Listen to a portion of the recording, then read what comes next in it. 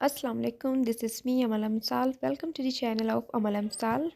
आज की वीडियो में हम लोग डिस्कस करेंगे बोहर्स के एटॉमिक मॉडल को कि वो कौन से ड्रॉबैक्स थे जिनकी वजह से बोहर का जो एटॉमिक मॉडल था वो हमारे पास फेल हो गया। तो अभी हम देखते हैं इनके डिफरेंट पॉइंट्स को। जो सबसे पहली ड्रॉबैक थी इसमें, ये जो स्पेक्ट्रम जो हमें देता था या जो इन्फॉर्मेशन हमें देता था वो तो या तो हाइड्रोजन का देता था या फिर हाइड्रोजन लाइक एटम्स का, यानी कि हमारे पास ऐसे एटम्स जो हाइड्रोजन की तरह सिर्फ एक ही इलेक्ट्रॉन को कंटेन करते हैं, जैसे कि हमारे पास हीलियम का आयन और लिथियम का आयन और जैसे कई दूसरे एलिमेंट जो कि सिर्फ एक इलेक्ट्रॉन कंटेन करते हो, ऐसे आयन्स। सिंपली हम ये कह सकते हैं कि बोहर्स का एटॉमिक मॉडल हमारे पास ऐसे एटम्स जो मल्टीपल इलेक्ट्रॉन्स को कंटेन करते हैं, उनके स्पेक्ट्रल लाइन को एक्सप्लेन करने में वो टोटली फेल हो गया। उसकी एग्जांपल्स हैं हमारे पास हीलियम, लिथियम, बेरिलियम और इस जैसे कई और एलिमेंट्स जो कि हमारे पास बहुत सारे इलेक्ट्रॉन्स को कंटेन करते हैं। उसके स्पेक्ट्रल लाइन को ये एक्सप्लेन नहीं कर पाया।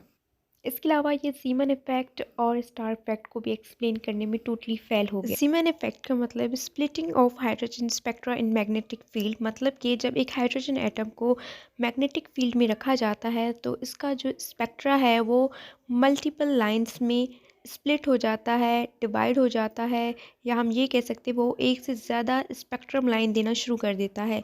ये इस चीज़ को भी एक्सप्लेन करने में फ़ेल हो गया। इसके अलावा ये स्टार इफ़ेक्ट को भी एक्सप्लेन करने में फ़ेल हो गया, यानी कि जब हाइड्रोजन को एक इलेक्ट्रिक फील्ड में रखा जाता है तो उसका स्पेक्ट्रा जो है वो मल्टीपल स्पेक्ट्रम में या मल्टीपल स्पेक्ट्रल लाइंस में डिवाइड हो जाता है या स्प्लिट हो जाता है।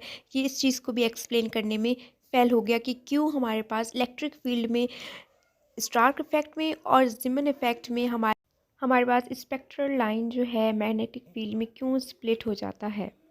सिंपली ये हमारे पास ज़ीमन इफ़ेक्ट और स्टार इफ़ेक्ट जो है वो उसको एक्सप्लेन नहीं कर पाया, और इसके अलावा जो है वो इस चीज़ को भी एक्सप्लेन नहीं कर पाया कि इलेक्ट्रॉन अपने शेल्स में क्यों एक सर्कुलर पाथ में रिवॉल्व कर रहे होते हैं। इसके अलावा अभी हम लोग थोड़ा ज़ीमन इफ़ेक्ट और स्टार इफ़ेक्ट को देखते हैं कि ज़ीमन इफ़ेक्ट में एक हाइड्रोजन को जब प्लेस किया जाता है मैग्नेटिक फील्ड में तो इसकी जो स्पेक्ट्रल लाइंस होती हैं वो किस तरीके से स्प्लिट आउट होती हैं। तो जो हमारे पास ज़ीमन इफ़ेक्ट है वो मैग्नेटिक फील्ड में हमारे पास हाइड्रोजन का जो स्पेक्ट्रा है वो स्प्लिट हो जाता है, ये इस चीज़ को भी एक्सप्लेन नहीं कर पाया। और स्टार इफ़ेक्ट में हमारे पास जो हाइड्रोजन का स्पेक्ट्रा है वो इलेक्ट्रिक फील्ड में स्प्लिट हो जाता है, वो इस चीज़ को भी एक्सप्लेन नहीं कर पाया कि क्यों इस तरीके से होता है।